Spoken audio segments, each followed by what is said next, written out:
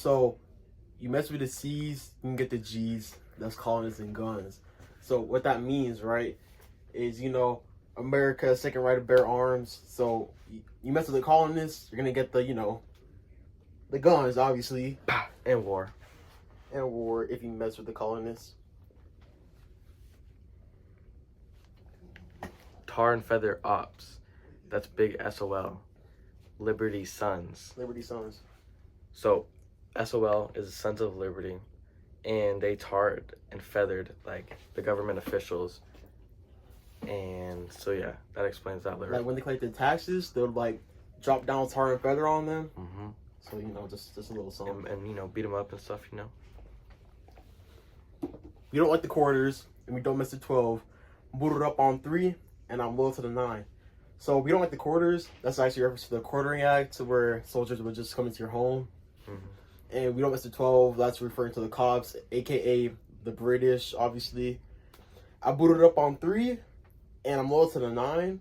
So booted up on 3 is actually a transition to get them to get from 12 to 9, because 12 minus 3 is 9. So the loyal 9, that was a group about. That is a loyal 9, which is what the Sons of Liberty actually probably transpired from. Mm-hmm. Got their inspiration from that. So it's a loyal 9 is a group. And then I stomp on his neck like I'm stamping an act. Mm-hmm. I'm doing heinous things, intolerable act. Yep. So the Stamp Act. Mm-hmm. It put a stamp, it put an act on all stamped products, paper, just stuff like that. Like basically like everyday things that you would use was a tax put on it. And I'm doing things like intolerable acts. You know, the intolerable acts were just acts, strict acts placed on the colonists. So, you know, it was this great segment, stomping his neck, doing heinous things, because that's intolerable act. It was just a great lyrical word choice. Play on words.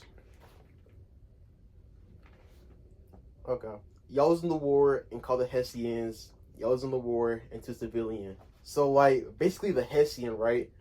They were a group, or a people that the British called over to help them win the Revolutionary War. But, of course, you know, y'all was in the war into civilian, because the colonists, they really banded up together, rose up to defeat their common enemy, Mm-hmm. the British, at that time. I think the Hessians were like a German militia. Group. Had discord, Mm-hmm. brought it to concord. Got the dub, kept that on record.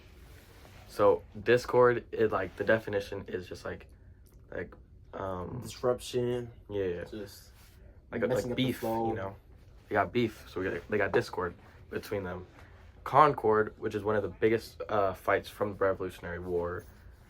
So there's that. Got the dub there, and we kept it on record.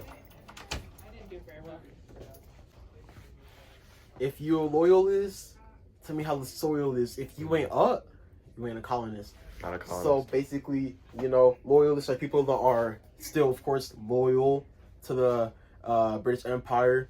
So they're basically like traitors to the to colonist cause. So if you ain't up in the war, you ain't a colonist, because, like, of course, colonists won the war. Yep. So that means you just aren't winning. And the soil is, you know, they killed them. They were in the soil.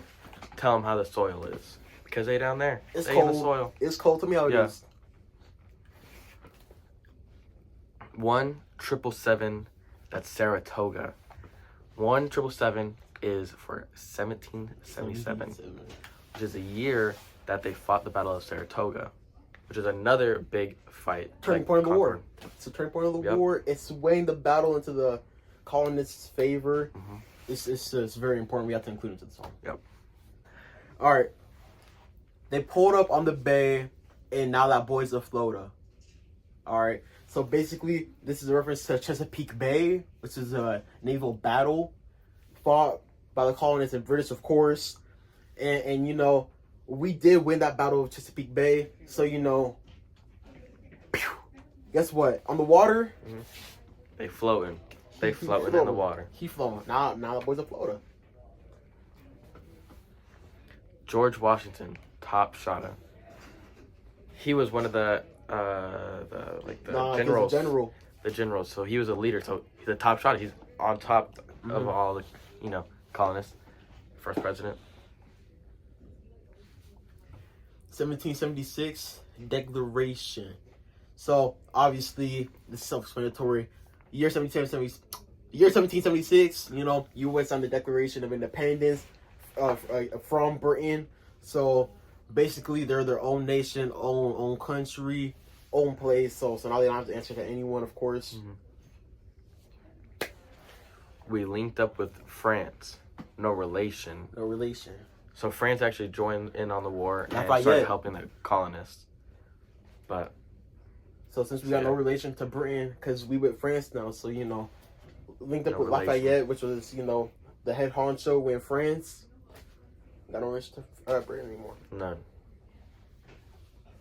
Yankees slid on him, and now they all coughing. So basically, this is a reference to the Battle of Yorktown, which is the battle that just won the whole war. Yep. That was the end. Capiche, capoose. It was the end of the war, even though there was not peace signed yet. It was the last war, and pretty much was the last conflict. Because it was Yorktown, the people over there were called Yankees. Like the Yankee Doodle. So Yankees slid on him. What that means basically, we had to, cap them out a few. Yep. And now they all coughing because they turned home limp, like that. Coughing up that blood. They got shot. They coughing up that blood. Exactly. That's bar. And the very last part. And now they in a coffin. Cause guess what? They did. It's over. It's over. It's over. They surrendered and signed the Treaty of Paris, and now it's all over. They in a coffin, put it to rest, gained our independence.